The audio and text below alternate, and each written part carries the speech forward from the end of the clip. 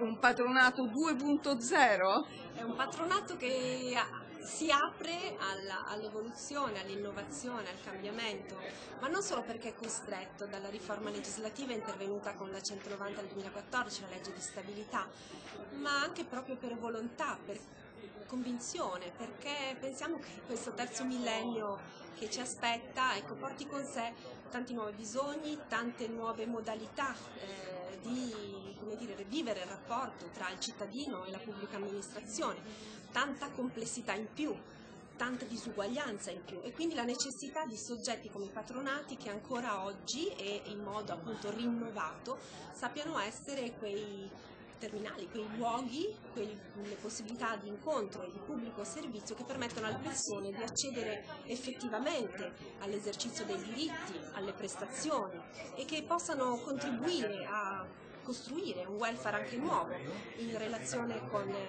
le amministrazioni pubbliche, naturalmente prima di tutto il Ministero del Lavoro, che è la nostra interfaccia istituzionale principale, ma poi anche tutte le altre amministrazioni, gli istituti e le amministrazioni sia del livello istituzionale regione sia del welfare locale. Il patronato ACLI ha avuto la presidenza pro tempore del CEPA. Ora consegna adesso, chiude quest'anno difficile, combattuto ai massimi livelli, e consegnerà la presidenza. Con quale riflessione? Con questa diciamo forte convinzione che oggi abbiamo espresso, ma che credo abbiamo condiviso con tutti gli interlocutori autorevoli di oggi, dal Ministro del Lavoro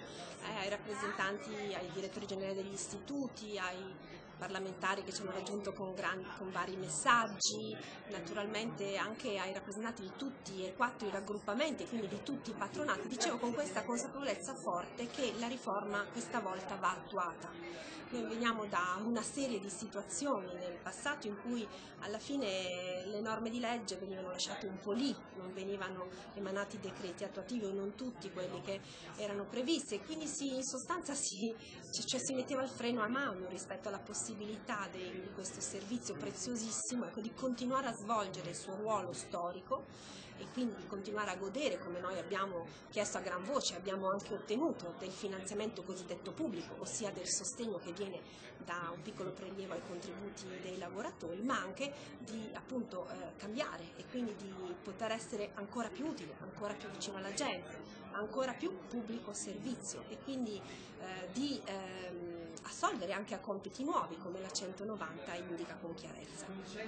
Ecco, quali i punti più importanti? Si assiste ad un cambiamento dal tipo di assistenza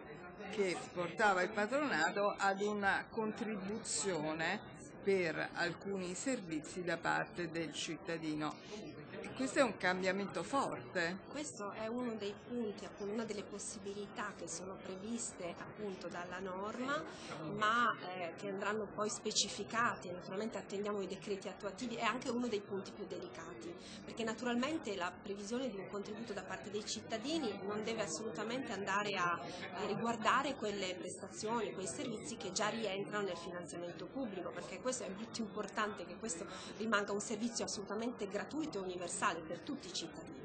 E quindi diciamo, sarà molto importante distinguere e capire per quali prestazioni o per quali parti eventualmente di servizio ulteriore rispetto a quelle già coperte dal fondo, poter immaginare questo tipo anche di contribuzione diretta da parte dei cittadini. Ecco, diciamo che però questo può essere anche una possibilità interessante che dobbiamo approfondire e capire insieme. Oggi il Ministro l'ha detto con chiarezza, ha detto un'espressione proprio che dobbiamo metterci lì a ragionare insieme per capire come comportarci in questa fase attuativa, e quindi come distinguere le diverse situazioni. Il taglio comunque incide sulle finanze in disponibilità dei patronati. Questo per quanto riguarda il patronato ACLI andrà ad influire sulla sua presenza all'estero oppure no? Sinceramente noi pensiamo che a maggior ragione oggi, dopo quello che è previsto appunto dalla 190, la presenza all'estero sia fondamentale. Quindi diciamo in generale noi dovremmo cercare di capire come risparmiare le risorse di cui non disponiamo più, quando questa è una realtà che credo stiano affrontando tutti i patronati, facendo ciascuno un pochino i conti a casa propria, e quindi diciamo in generale dovremmo pensare a come risparmiare, come rendere più efficiente il nostro servizio, come utilizzare ancora meglio le risorse, per quanto, come abbiamo detto oggi, come dire, siamo un po' a un livello limite, ecco, perché non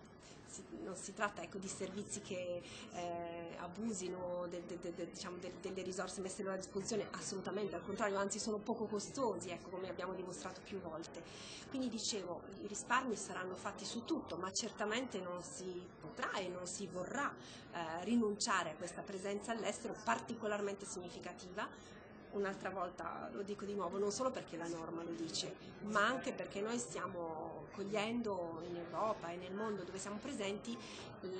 diciamo, la necessità forte dei cittadini italiani, quindi degli emigrati italiani che vivono nei vari paesi del mondo, ecco, di un'assistenza, una tutela, di un punto di riferimento anche in relazione alla chiusura di diversi uffici consolari, ma anche dei fenomeni nuovi, di nuova migrazione, di nuova mobilità, che ci interrogano moltissimo. Infine, la collaborazione con gli altri raggruppamenti dei patronati non era stata mai così forte come in questo ultimo periodo di battaglia per la riduzione del taglio al fondo patronati. Lei pensa che ritiene si riuscirà a collaborare mediando quelle asperità Sì. che comunque rimangono per funzioni un po' diverse? Certo, Ecco. certo. Diciamo, io me lo auguro, ma ne sono anche convinta. Oggi sono state spese in questo senso parole importanti, no? Che diciamo corresponsabilizzano tutti, e quindi, come dire, nell'esigenza per ciascuno di cambiare, ecco, naturalmente vedono profili diversi, insomma, situazioni anche diversificate tra i diversi patronati, diversi raggruppamenti, però ci sono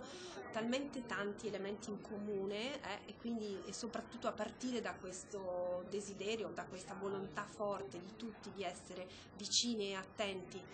ai bisogni dei cittadini, e quindi accogliere anche i nuovi bisogni, che io credo sapremo trovare i modi e anche i contenuti sui quali convergere, e le proposte da fare insieme, da portare avanti insieme.